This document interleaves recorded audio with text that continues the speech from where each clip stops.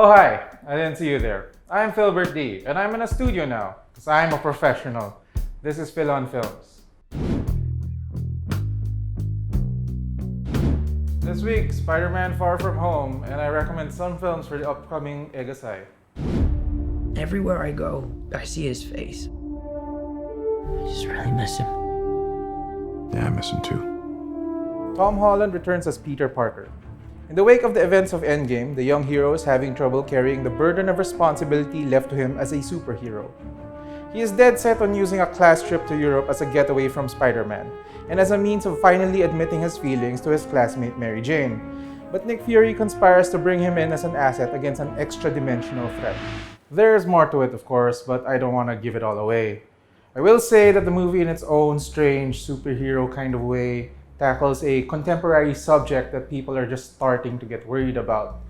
It's kind of clever, even if it doesn't entirely add up. It does feel like the plot is reverse engineered from a set of twists, and the movie bends over backwards to make things fit.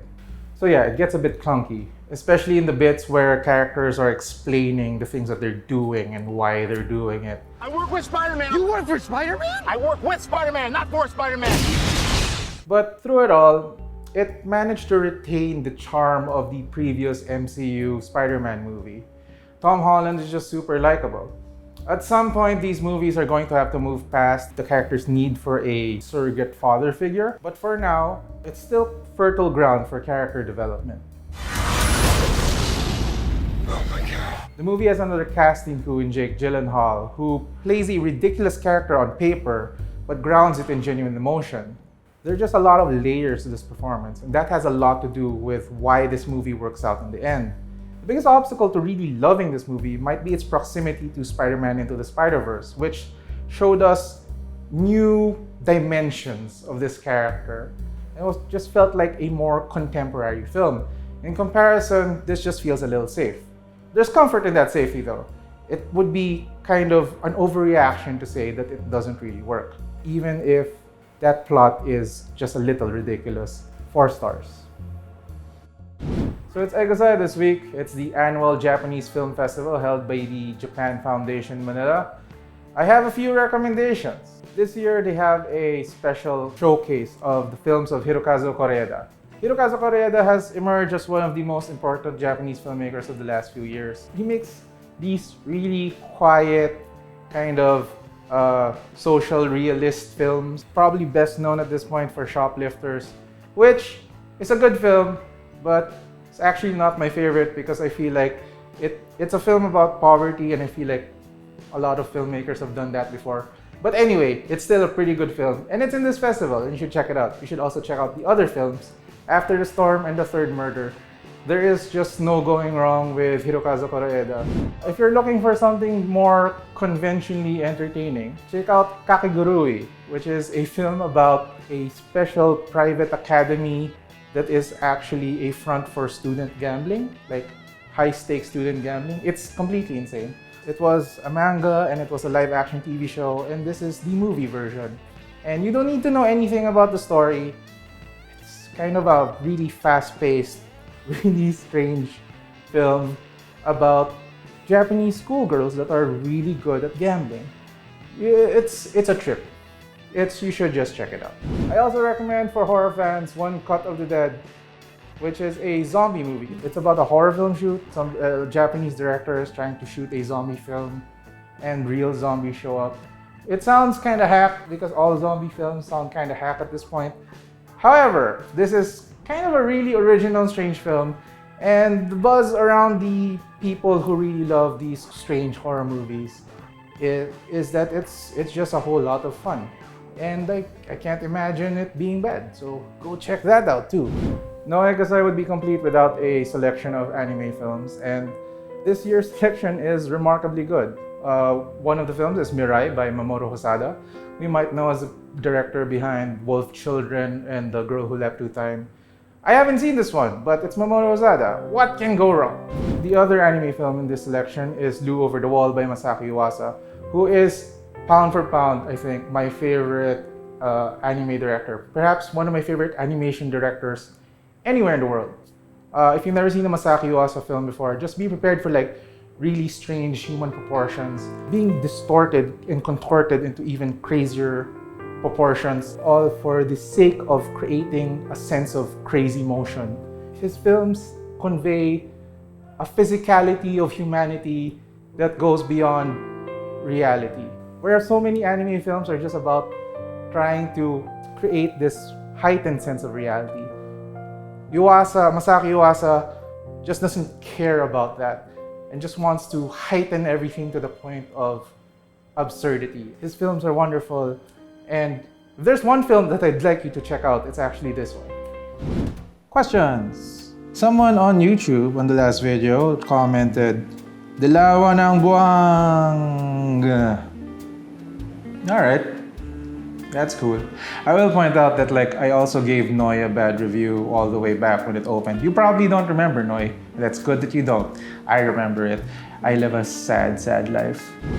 Nitram on Twitter asks, "Are you also bothered by the sketchy and poor advertising of some films released in this country, such as bad posters, misleading labels, and the like?" If you've kept track of my career at all, you'd know that I am the guy who is most bothered by these things. I'm the one that keeps taking pictures of posters and posting them on Twitter, and I've called out distributors for these weird clip art things. But then again, what do I know? I mean, they're the ones distributing the film, they're the ones who have the numbers. Maybe this whole advertising strategy works for them. And if it works for them, I mean, what can I say? I will say that there used to be a time when film distributors would completely retitle movies and sell them as other movies. It got very confusing. I once called out a distributor for doing that, and then they sued me for libel. That was a fun time. It's cool. I got clear though. The fiscal saw things my way. Vicnan on Twitter asks, "Academy Awards Best Foreign Language Film nomination. Why is it so elusive for Philippine submissions?" It's elusive because the Oscars is just politics. You need somebody to be pushing your film to the Academy members. You need to wage a real campaign. The Academy's makeup isn't that diverse really, and there aren't many Filipino Academy members, although there are two new ones now, Ditsi Carolina and Baby Ruth Villarama. I don't think there's even a real awareness of these Filipino films. A lot of the Academy members don't go out to festivals. They aren't the ones going out to Venice to see the new Lav Diaz movie. They're the ones stuck in California, in Los Angeles, and occasionally watching films when the Academy tells them, sure. But anyway, we shouldn't care. That's not what we should care about. I mean, it would be nice, I guess. I mean, it would be pretty good for one of the filmmakers if they could get nominated for Best Foreign Language Film. But let's be super honest. Most people don't even remember the nominations. Most people don't remember what won 2 years ago. I mean, I don't. Supposedly, I pay attention to this stuff. So anyway, it's elusive because it's very hard to get nominated for foreign language film. You're competing against a lot of films. Who cares? Who cares? Get over it. I get a lot of questions about if films are going to be released here. Guys, I don't have any special insight. I know a film is going to be released here when I see it pop up on SM Cinema's website. So just check SM Cinema's website. And yeah, sorry guys, Midsommar doesn't seem to be in the release lineup. The distributor of Hereditary told me that the price for Midsommar is 2 to 3 times what they paid for Hereditary, and they just couldn't afford it. They couldn't justify paying for it. Sorry guys, wait for it on DVD. Please rank all the Duterte-era war on drugs movies in order of tolerability. That's a tough one. I think I will say, surprisingly, the most tolerable one is Durugin and Droga. Wait, sorry, the title is Dad, Durugin and Droga. It's the most tolerable because it's so short. So bad that it's there's some pleasure to be gained from watching it. There's a flashback in that movie. The actors playing the characters are also playing their younger selves. Rage PJ Abellana is playing a college student. It's amazing. It's amazing. After that, Alpha, The Right to Kill, maybe? It's Brillante. That actually makes it less tolerable because I think he actually has some talent as a filmmaker. I mean, I'm not the biggest fan of his films, even the ones that are most acclaimed. But at the end of the day, it's poop with corn in it and celery in it. I will say that I do think contradiction is still the least tolerable of them. And as I said, I do think it's the dumbest thing I've ever seen. There's somebody like commented on like Facebook that they thought like Vice Ganda movies were dumber. Like, come on, man. I've seen those films. They're actually good at doing what they do. Whether or not you like Vice Ganda, there's a worldview and there are ideas behind it that work for the audience that they're pointed towards to. Contradiction is a special kind of dumb. You can sense that the person behind it may not even totally believe what they're saying.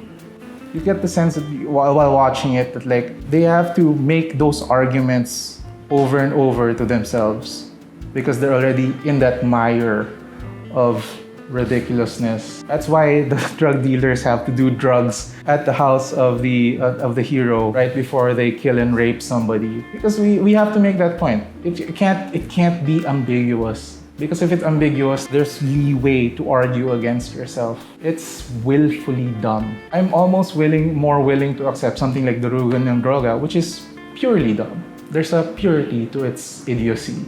I'd be more willing to engage with the director of Durugan ng Droga because they're coming at it from a purer place. Whereas contradiction is the kind of evil that I really, really detest in this world. So thanks for joining us. I did gain a surge of new viewers this week, probably because I went so long on contradiction. Unfortunately, not every film is so worthy of that kind of treatment. But, you know, stick around. Something will come up. Go ahead and leave a comment and ask your questions. Do all the internet things. And until next time, goodbye, internet. Contradiction is the dumbest thing I've ever seen.